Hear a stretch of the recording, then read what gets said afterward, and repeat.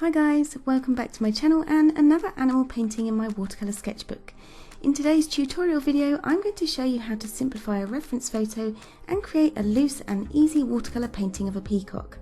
I'll be primarily using the wet and wet technique for this one, so I really hope you enjoy the video. All the materials as well as the reference photo will be listed in the description box below if you want to go and check them out.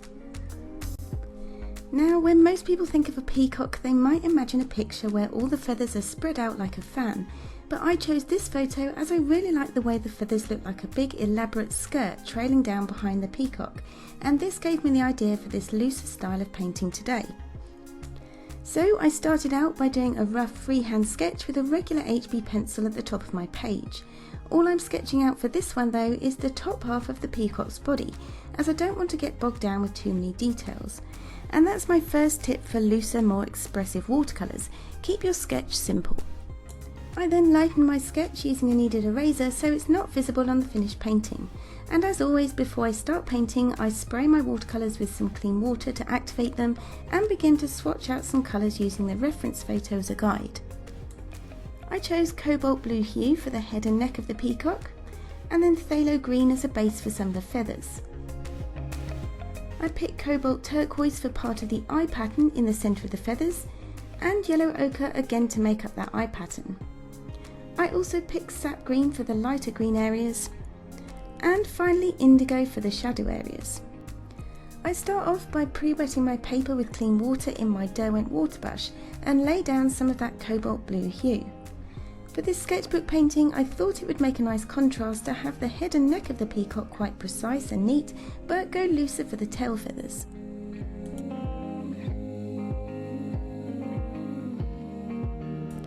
Where the blue neck and body feathers join the tail, I soften the edges out using just some clean water. This prevents any harsh edges. And whilst the paint is still wet on the peacock's head and neck, I can then go in and drop in some darker shades of blue and a little bit of indigo as well. Working wet on wet like this, where you've got wet paper and a wet paintbrush, allows you to drop in more concentrated colour and have it all blend together without any harsh edges.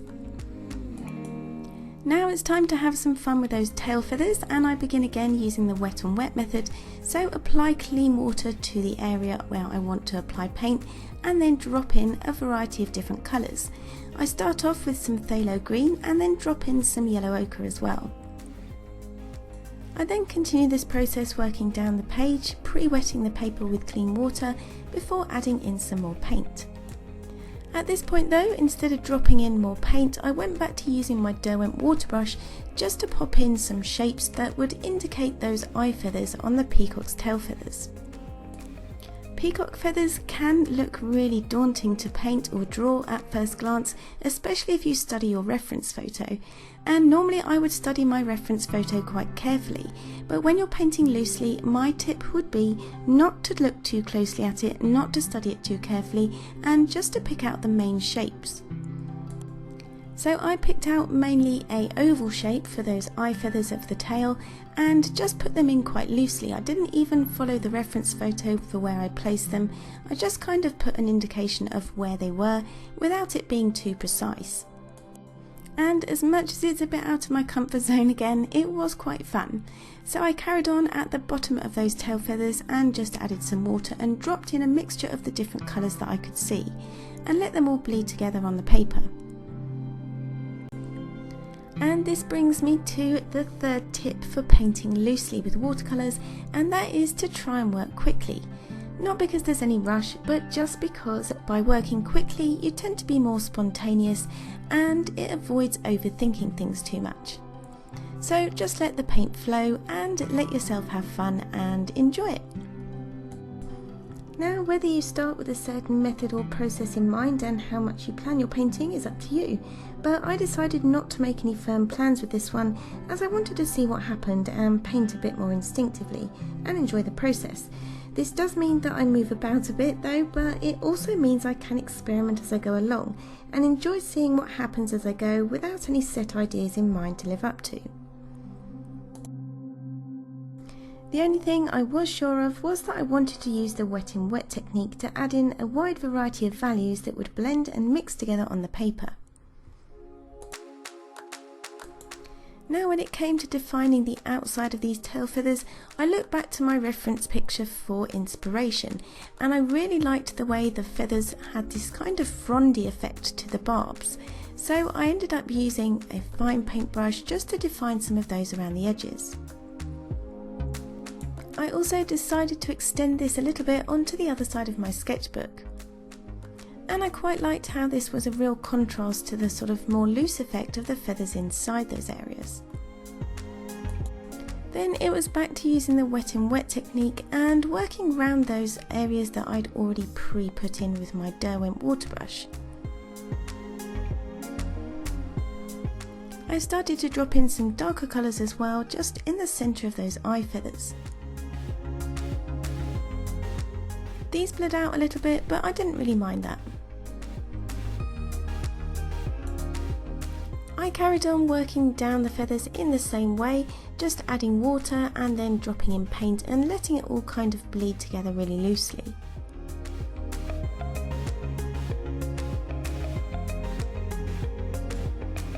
You can see close up just how little detail there actually is. I did at this point though start to put in some of the barbs from the eye feathers just to give it a little bit more variety.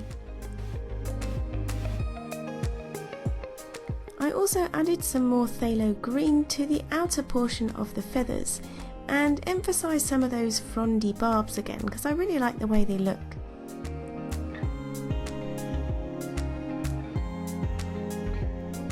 Then I decided to start building up the area in between those eye feathers just by adding some more barbs in with a slightly darker shade of sap green.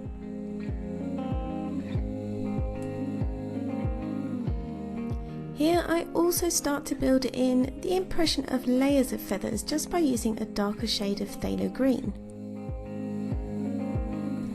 When it came to painting in the peacock's shoulders, I used a dilute mix of yellow ochre as a base and then dropped in a little bit of indigo just for the shadow areas.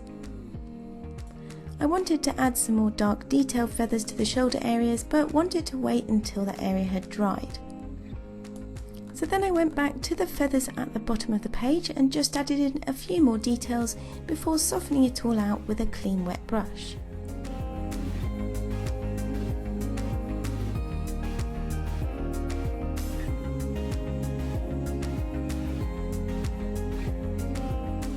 Then whilst the paper was still damp, I dropped in some yellow ochre as a base layer for those eye feathers.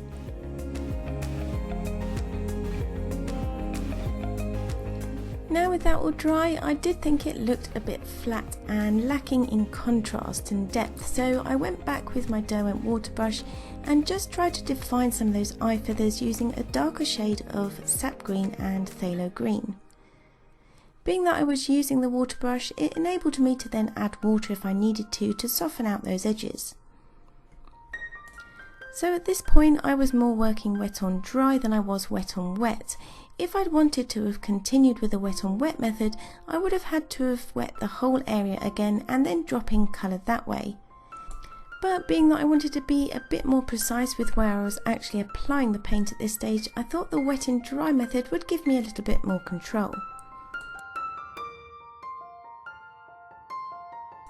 I have to say though, I think this did kind of go against what I had originally intended, but I tried to get some of that looseness back by adding some loose splatters and extending those tail feathers over further onto the other side of the page.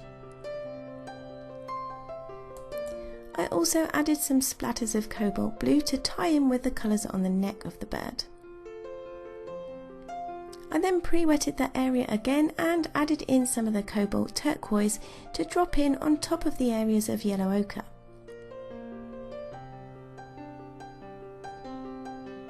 I also decided to add some of the yellow ochre again loosely into a wet wash on either side of the tail feathers. I have got another tip for you if, like me, you struggle to work more loosely if it's not your normal thing, and that is to use a larger paintbrush.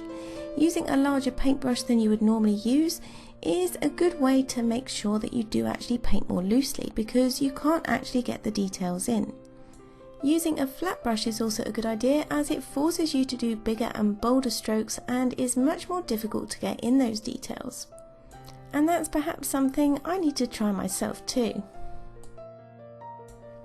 So now it's time to go in and add the details I mentioned earlier to the peacock's shoulders. For this, I just used some of the indigo paint I'd already got on my palette and lightly dotted in some of those darker feather details. For the details on the peacock's head and crest, I swapped over to a very small size 00 brush.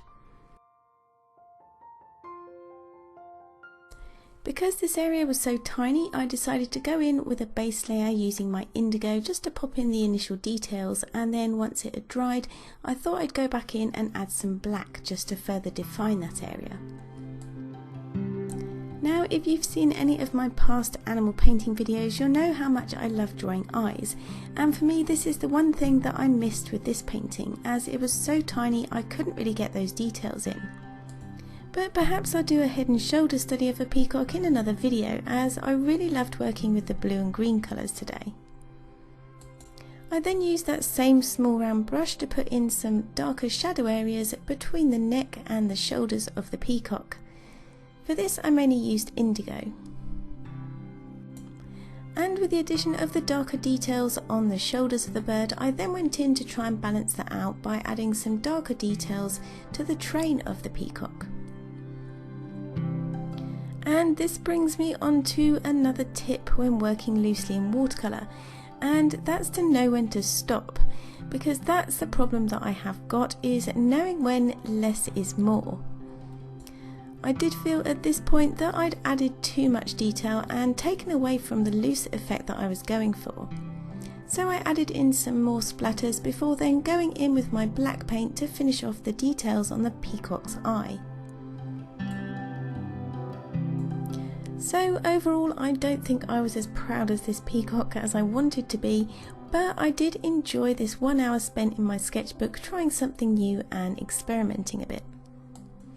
I like the bright colours, and I like the contrast between the more controlled top half of the peacock and the train, and I liked having a play around with splattering and all that kind of thing as well. But sometimes it's not just about how the finished painting appears in your sketchbook. Sometimes the benefits can be more that it's given you a new idea or inspiration for something else to try. I'd quite like to do a close-up painting of a peacock's head now, for example, and I'd like to try something like this again, but perhaps limit myself to using a flat brush for a change. I also wondered about maybe doing an outline in ink first instead of pencil, and then adding watercolour afterwards, so it certainly gave me some ideas and inspiration. But here's how he turned out. Let me know what you think in the comments box below, and if you like the video, please give it a big thumbs up and consider subscribing to my channel if you're new around here. I really appreciate all your support, so thank you so much for watching. Enjoy the rest of your week, and I'll see you in the next video. Take care, bye.